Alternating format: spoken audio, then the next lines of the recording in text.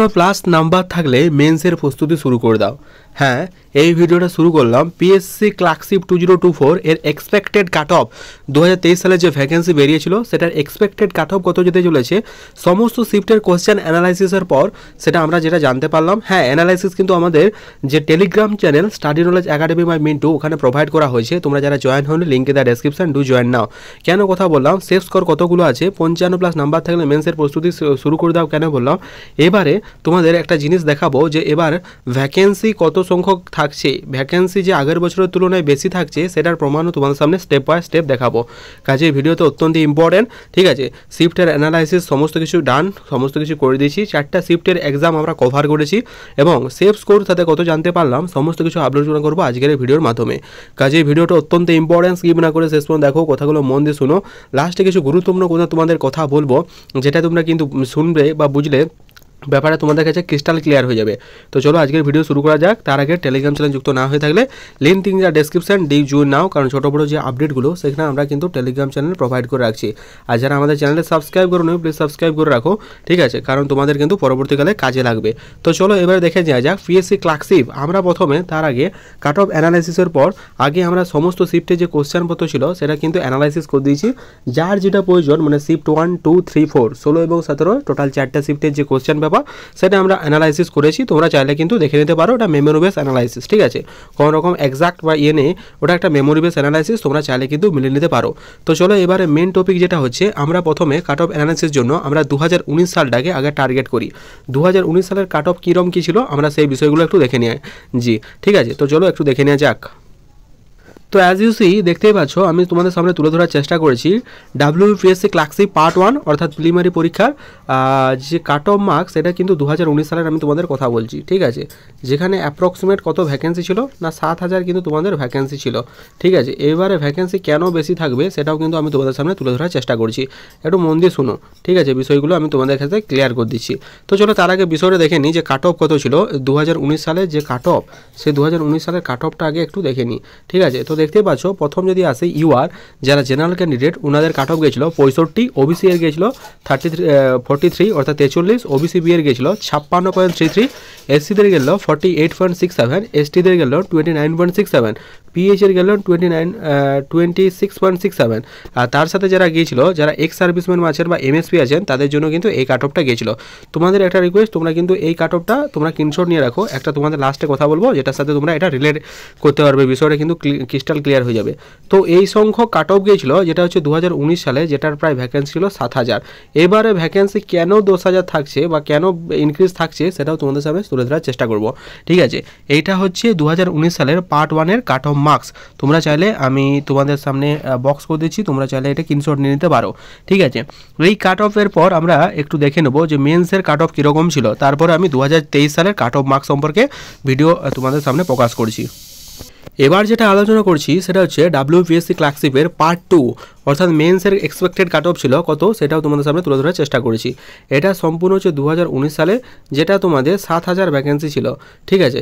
এইটা দেখো তোমাদের যে পার্ট 2 সেটার কাট অফ ছিল ইউআরদের 137+, অর্থাৎ 137+ হলে ওনারা কিন্তু আজ জব করছেন 137 পেয়ে। ওবিসি এ ছিল 125+, ওবিসি বি ছিল 130+, এসসি ছিল 125+, এসটি ছিল 115+, পিএইচ এমএসপি এগুলো এতটা দরকার নেই, এক্স সার্ভিসম্যান 60+ কিন্তু তাদের কাট অফ ছিল, ঠিক আছে। এটা ছিল ডাব্লিউবিপিএসসি ক্লার্কশিপ 2019 মেন্সের, ঠিক আছে।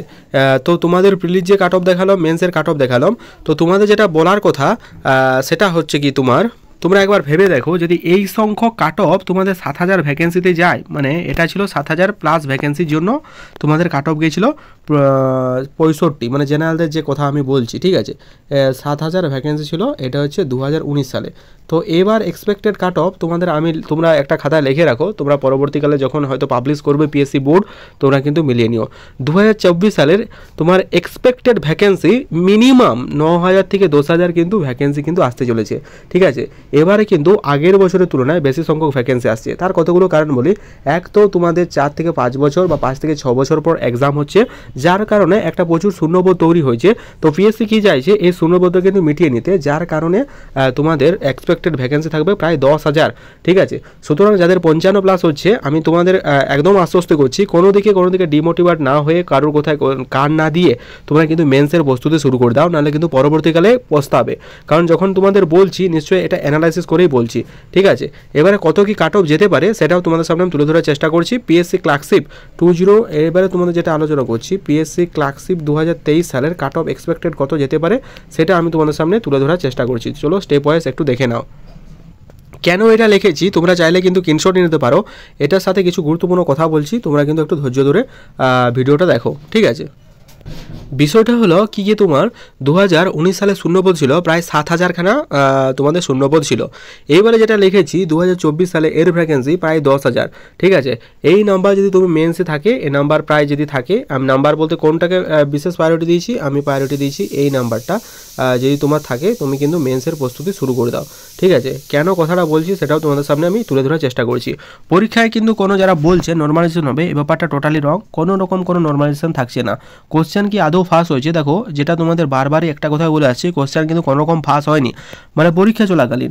এইবারে ধরো এমনটা হতে পারে পরীক্ষার পর কোশ্চেন যদি ফাঁস হয়েছে তাতে তো কোনো কিছু করার নেই, কারণ যদি ইনভিজিলেটররা থাকে বা আমার যেটা মনে হয় তারা যদি কোশ্চেন ফাঁস করে দেয়, ঠিক আছে, সেটা সম্পূর্ণ আলাদা ব্যাপার। সেই ব্যাপারটা আমাদেরকে কান না দিয়ে আমাদের যে সামনে যে মেন আসছে সেই মেন্সের দিকে ফোকাস করাটা আই থিঙ্ক সব থেকে বেটার কাজ হবে।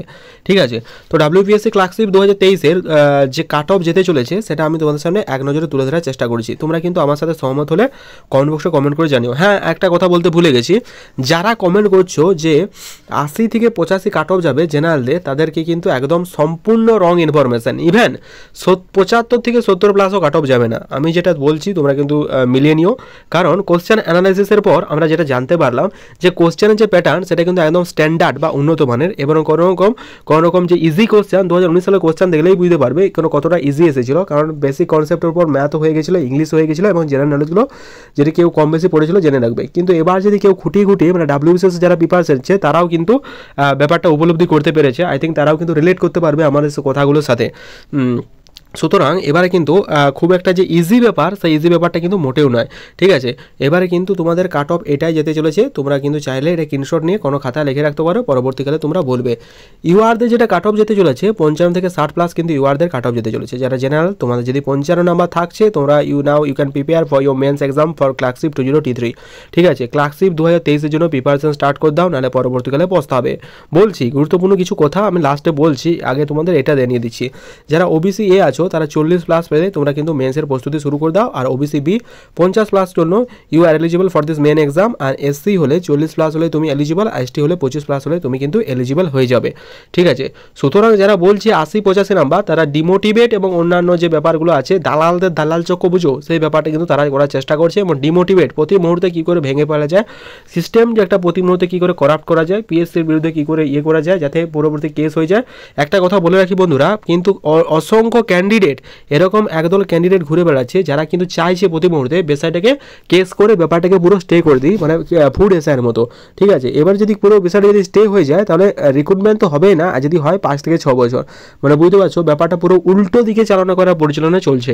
তো তোমাদের একটাই কথা, কোনো দিকে কোনো রকম কান না দিয়ে নিজের কাজের প্রতি ফোকাস রাখো এবং মেন্সের প্রস্তুতি শুরু করে দাও। যদি তোমাদের এই নাম্বারের মধ্যে তুমি কিন্তু পড়ছো, যদি এই নাম্বারের রেঞ্জ থাকে তোমাদের, তাহলে কিন্তু তুমি মেন্সের প্রস্তুতি শুরু করে দাও। এর বেশি একটাও কাট অফ যাবে না, এর +-5, এটা মাইনাস তো হবে না, আই থিঙ্ক +5ই হবে, অর্থাৎ 55 থেকে 60। এটাই কিন্তু একদম যেটা কোশ্চেন 4টা শিফটের যে কোশ্চেন অ্যানালাইসিস করলাম সেটা নিয়ে বুঝতে পারলাম। 4টা শিফটের কোশ্চেন অ্যানালাইসিসের পর যেটা উপলব্ধি করতে পারলাম কোশ্চেন একদম স্ট্যান্ডার্ড, বিশেষ করে ইংলিশে যে লেভেলে কোশ্চেন এসেছিলে খুব সুন্দর লেভেলের কোশ্চেন এবং খুব স্ট্যান্ডার্ড মানের কোশ্চেন। যদি খুব ভালোভাবে ইংরেজি প্রস্তুতি না নেওয়া থাকে তাহলে কিন্তু সেটা কোনোভাবেই নাড়ানো যাবে না, কারণ যেভাবে যারা কমেন্ট আসছে বা যেভাবে তোমরা আমাকে ফোন করে জানাচ্ছ, ঠিক আছে, অসংখ্য ক্যান্ডিডেট কিন্তু ফোন করেছে আজকে যে এই টাইপের হতে পারে। তো তাদের জন্য এই ভিডিও, যে এত পরিমাণ রিকোয়েস্ট পেয়েছি আর তোমরা এভাবে এত সাপোর্ট দিয়েছো তার জন্য অসংখ্য ধন্যবাদ। তোমরা কিন্তু এই কদিনেই 7000 সাবস্ক্রাইবার কমপ্লিট করেছো এবং টেলিগ্রামে প্রায় 600 জন ক্যান্ডিডেট ইতিমধ্যেই জয়েন হয়ে গেছো। তা যারা যুক্ত হওনি বাকি সমস্ত ক্যান্ডিডেটগুলো কিন্তু জয়েন হয়ে যাও, কারণ কি আমরা ইম্পর্টেন্ট ইনফরমেশনই প্রোভাইড করে রাখি। তোমরা যারা জয়েন আছো তারা তো জানোই, যারা জয়েন হয়নি অবশ্যই জয়েন হয়ে যাও। আর হ্যাঁ, তো ভিডিও দেখো বাট ইউ নট সাবস্ক্রাইব, তো রিকোয়েস্ট একটাই, তোমরা কিন্তু সাবস্ক্রাইব করে দিও, কারণ তোমরা যদি একটা সাবস্ক্রাইব করো হয়তো আমাদের পরবর্তীকালে মোটিভেশন লাগবে এই ভিডিও বানানোর জন্য। তো এই নাম্বার যেটা তোমাদের বললাম সেই নাম্বার যদি থাকে তুমি আছে মেমসের বেসে শুরু করে দাও। পরীক্ষায় নর্মাল থাকছে না, কোশ্চেনপত্র যারা বলছে ফাঁস হয়েছে তারা একদম মানে কোনো বেসলেস কোশ্চেন, ঠিক আছে, এটা কোনো রকম কোনো কোশ্চেন ফাঁস হয়নি, হলো সেটা পরীক্ষার পরে হয়েছে, যার কোনো ভ্যালু নেই, ঠিক আছে। পরীক্ষার পরে হলে এমন কি করার থাকবে যে হচ্ছে, পরীক্ষার পরে হলে তো কোনো কিছু করারও থাকছে না বা কোনো কিছু করতেও পারবে না বেশ ওটা কোশ্চেন নিয়েও, ঠিক আছে। আর যদি আগে হতো তাহলে পরীক্ষার আগেই ঘোরাফেরা করতো, এখন যা সোশ্যাল মিডিয়ার জামানাত, তো যদি পরীক্ষার আগেই হতো বিষয়টা চারিদিকে সোশ্যাল মিডিয়ায় ছড়িয়ে যেত। এটা কিন্তু তোমাদের আশ্বস্ত করতে পারি, অযথা ডিমোটিভেট না হয়ে মেন্সের প্রস্তুতি শুরু করো, ঠিক আছে।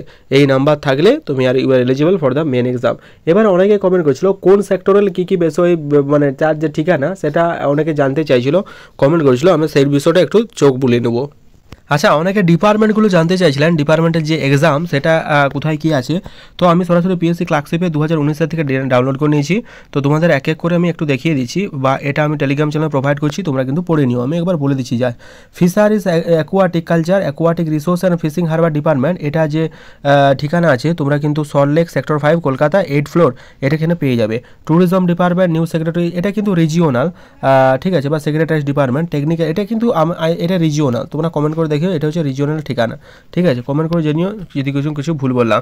তো এটা ওয়াটার রিসোর্স, তারপরে হচ্ছে তোর mass education, youth service, public health, engineering, transport department, এই যে বিভিন্ন ডিপার্টমেন্টগুলো আছে। তারপরে ধরো micro small medium textile department, cooperation department, labour department, forest department, সমস্ত ডিপার্টমেন্টের যে ঠিকানা, fire and emergency, panchayat, rural, irrigation, water, agriculture department, সমস্ত ডিপার্টমেন্টের যে ঠিকানা সেটা কিন্তু তোমাদের সামনে আমি তুলে ধরার চেষ্টা করেছিলাম, ঠিক আছে।